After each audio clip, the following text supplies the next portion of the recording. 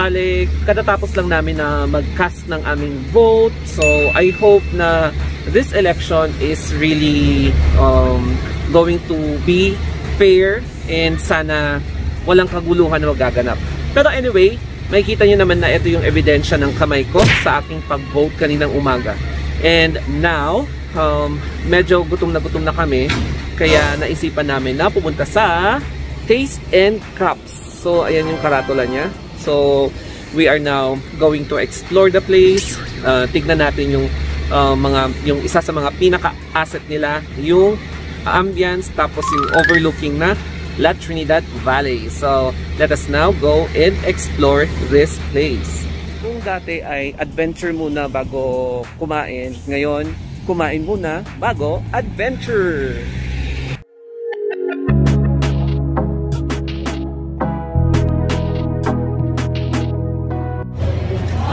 We are now here sa Taste and Cups. Taste and Cups, kaya ganito ang magiging bungad kapag papasok ka dito.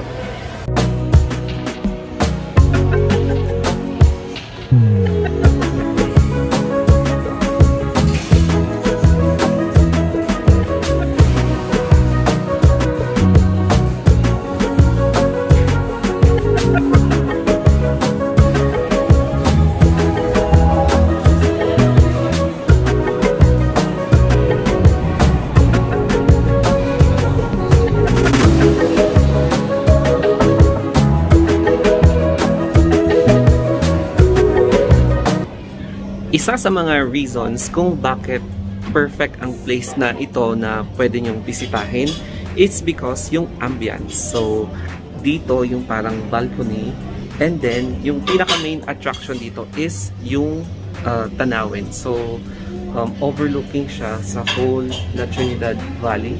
Ayan. And masarap mag-relax dito, lalo na kapag umaga or hapon or even sa gabi. Kasi makikita mo yung mga lights kapag wala ng sunlight.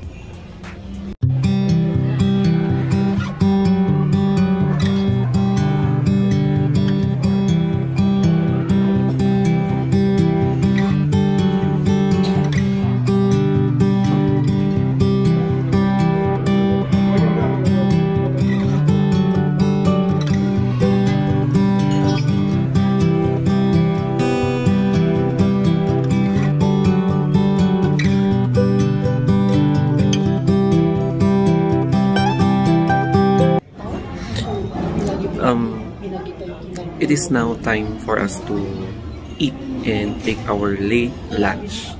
And ito yung makikita mong food dito sa restaurant na to.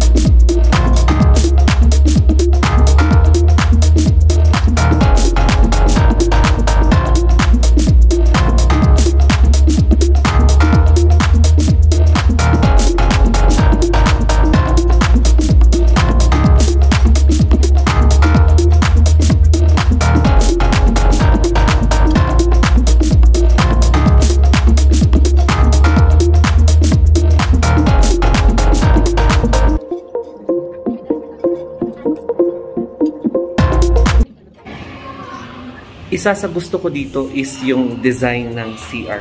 So, 360 degrees. Ang ganda ng design.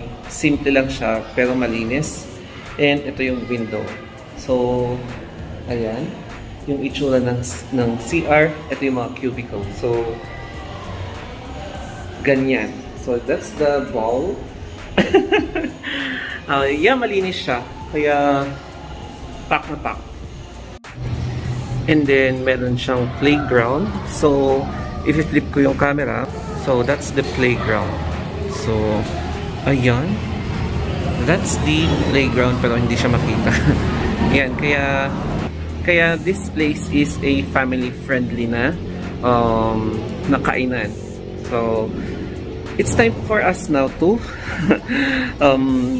punta na tayo sa park. Ayan. Ayun, nagpaalam ako sa owner ng place na ito kung pwede kong i-vlog. So, itatag ko na lang yung pangalan niya. So, ito yung Facebook page nila. And I hope okay sa kanila yung the way na pag-vlog ko.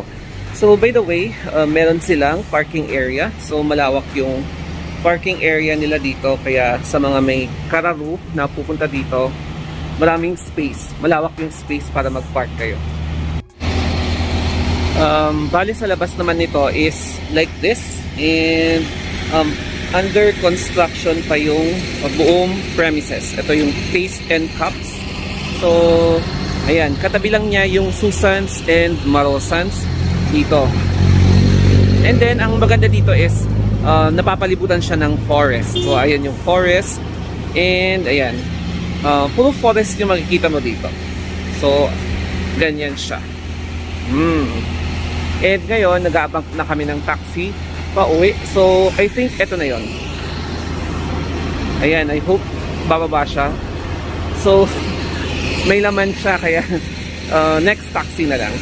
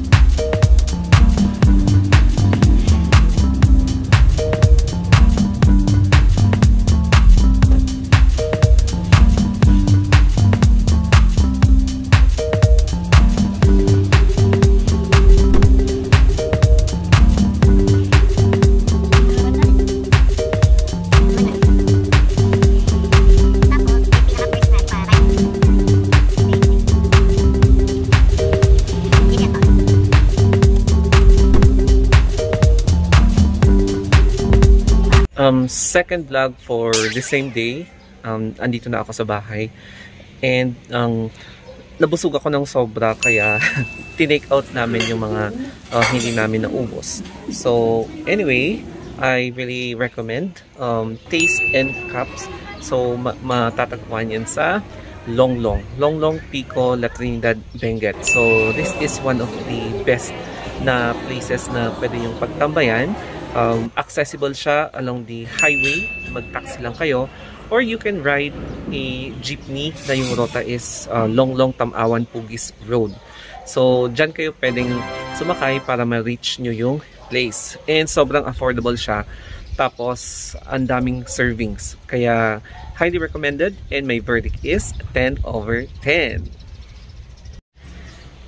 I hope nakapag-vote wisely kayo for today, May 9, 2022, para magkaroon tayo ng chance na magbago ulit ang ating community. So, thank you for watching until in this part of the vlog. Mag-update ako ulit yung mga gustong-gusto nyong ina-update ko. So, you can subscribe my YouTube channel. Yan, The Story of Anthony Vlogs. And you can reach me out in my Facebook page, Instagram, Twitter, or TikTok, The Story of Anthony. So, hanggang dito na lamang po. Always remember to stay safe. So, goodbye!